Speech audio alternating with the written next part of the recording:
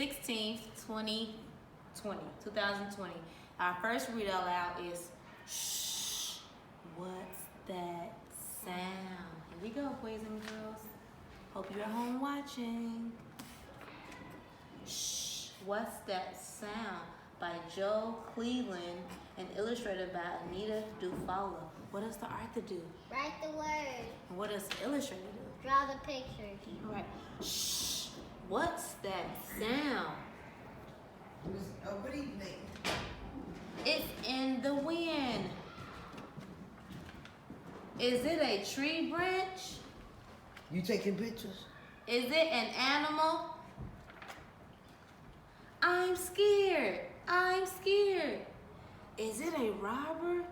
I'm scared. Take them home with you. Dad, something is scratching. What is it? What do you think it is, Kimberly? Bed bugs. Shh. What's that sound? I'm not- Yes, I hear it.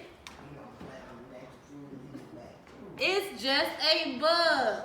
No one is scared She was anymore. right. She was right. Look at the bug. You was right. There he is. You still recording. So it was just a. Bug. You like the story? Thumbs up. He All right. said, big. Stop it. She was